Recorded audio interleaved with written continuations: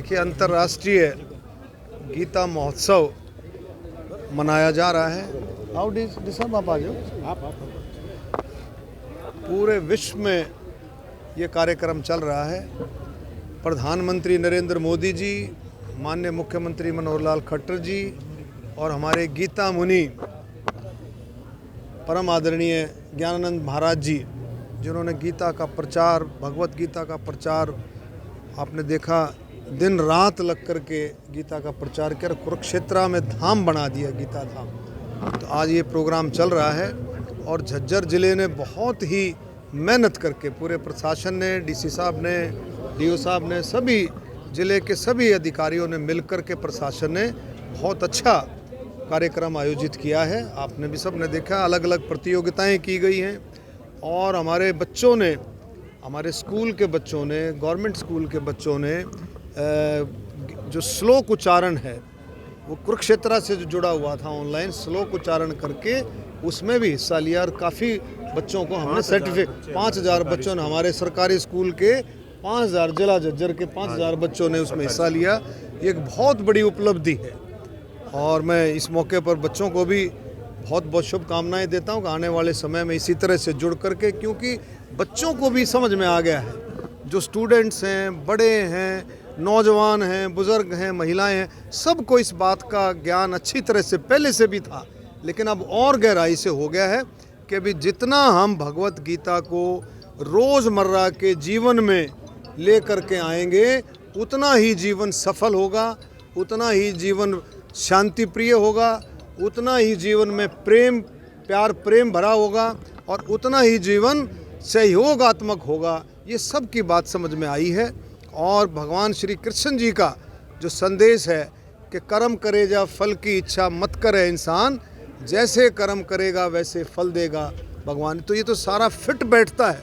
माननीय प्रधानमंत्री नरेंद्र मोदी जी भी यही कहते हैं कि हमें अपने कर्तव्यों का पालन करना चाहिए और हम अपने कर्तव्यों का पालन करते चलेंगे तो 2047 का जो भारत है, जो हम सब का सपना है कि भारत विश्व गुरु बने, हर एक फील्ड में, हर एक कैटेगरी में भारत विश्व गुरु बने, भारत फिर से सोने की चिड़िया बने, ऐसा सपना हम सब का है और हर एक नागरिक का कर्तव्य है कि भी हम सब अपने अपने अधिकारों के साथ साथ अपने कर्तव्यों का भी पालन करें।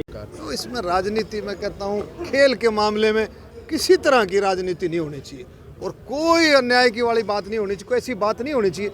मैं बार बार कह रहा हूँ कि भी खिलाड़ी देश का सम्मान है, खिलाड़ी हरियाणा का सम्मान है। हम सब का फर्ज बनता है कि हम अपने से ऊपर उठ करके हरियाणा की और देश की सोचें। एमपी साहब, 2 पद्मश्री वापस लौटाने की बात हो रही है, बजरंग पुनिया ने भी वापस लौटा दिया है। सारा जवाब बात हो गया उसमें। मैं कह रहा हूँ खिलाड़ी मान सम्मान है, खिलाड़ी हम सब का मान सम्मान है, देश का मान सम्मान है, हरियाणा का मान सम्मान है।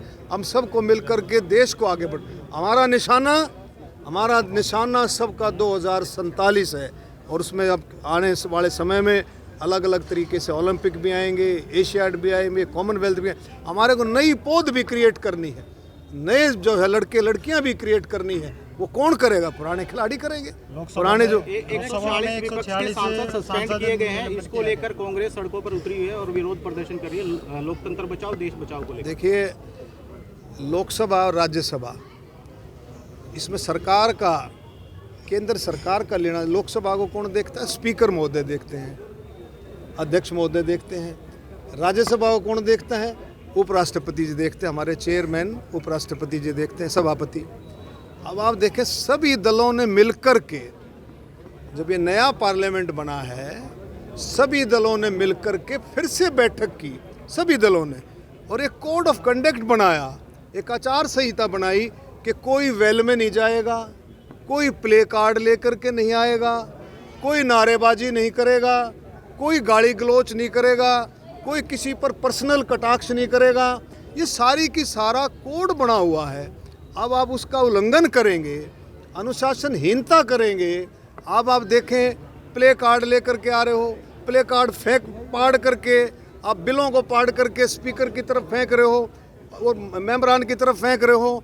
आप वहाँ गालियाँ दे रहे हो, आप वहाँ प्रधानमंत्री की राज्यसभा के सभापति की बेइज्जती कर रहे हो, उनकी मिमिक्री कर रहे हो लोकसभा के। तो ये चीज़ें सारी की सारी काउंट होकर के ये जो कार्रवाई है, मेंबरों को निकालने वाली कार्रवाई, ये अनुशासनहीनता की कार्रवाई है।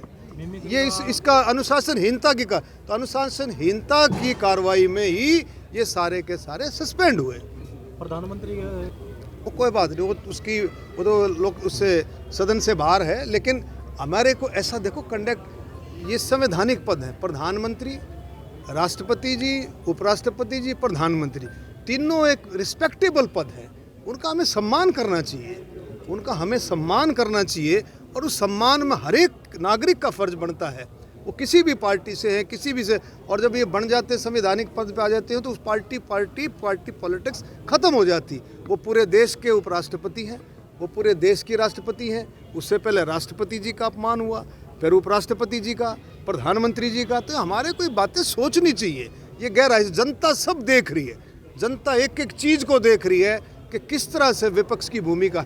अब आप देखें कैसे कैसे कानून थे जो देश को थोथा कर रहे थे, खोखला कर रहे थे, जो टेररिस्टों को, आतंकवादियों को कितनी एक छूट दे रहे थे। आतंकवादी बार बार निकल करके कानून के दायरे में आकर के सजा पाट करके फिर बाहर निकल जाते थे। तो ऐसे कानूनों को बदल करके माननीय प्रधानमंत्री मोदी जी के नेतृत्व में, गृह मंत्री जी के नेतृत्व में ऐसे कानूनों को बदल करके नए कानून, सख्त कानून, एक अच्छे कानून, देश की सुरक्षा के लिए ऐसे कानून आए। उन कानूनों के जब बहस चल रही थी तो हम सबको हिस्सा लेना चाहिए था, विपक्ष को हिस्सा लेना चाहिए था, अपने सुझाव रखते, बातें रखते देश हित में। वो बाहर थे, नदारत थे। राजनीति जो है को दूसरी चीज़ है, लेकिन देश सबसे पहले। अरविंद केजरीवाल को इसको कैसे देखते हैं? और जो आपके विधायक हैं भाजपा के, उन्होंने कहा कि बजरंग पुनिया को लेकर एक मेडल लेके आया, देश को मोल थोड़ी लिया है, कैसे देखते हैं इसको? देखिए ऐसा है,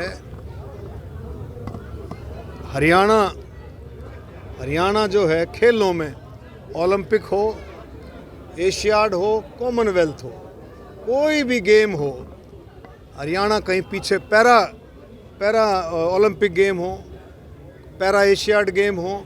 आपने देखा हमारे कितने खिलाड़ी आज भी जो है, जो हमारे स्टॉल लगे हुए हैं। तो हमारे खिलाड़ियों ने, हरियाणा के खिलाड़ियों ने देश का नाम रोशन किया है, देश को बहुत आगे बढ़ाया है हर एक फील्ड में।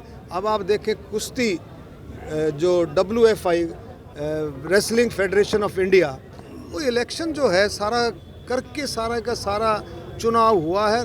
और हम सबको मिलकर के खिलाड़ियों का तो वैसे भी बहुत बड़ा दिल है, खिलाड़ियों का वैसे भी बहुत बड़ा दिल है, देश के प्रति है। खिलाड़ियों का समर्पण अपने उसके लिए नहीं है, देश के प्रति है, हरियाणा के प्रति। तो मैं तो यही कहना चाहूँगा कि हमारे को देश की सोचनी है कि हमारे को 2047 का जो सपना है मोदी जी का, विकसित भारत का, भारत हर कैटेगरी में नंबर 1 हो, इसी तरह से खेलों में भी नंबर 1 हो। और ये सिलसिला चलते रहना चाहिए। अब आप देखेंगे अब कितने मेडल आए थे हमारे जो इसमें कॉमनवेल्थ में, एशियाड में 106 107 मेडल आए। और उसमें हरियाणा का एक बहुत ज़बरदस्त हिस्सा था, लाइन शेयर हरियाणा का था। तो हरियाणा का खिलाड़ी का हम सब का सम्मान करते हैं। और मैं फिर से कहूँगा, हम सबको मिल कर के हरियाणा और देश की सोचनी चाहिए कि हमें अपने देश को आगे लेकर के जाना है।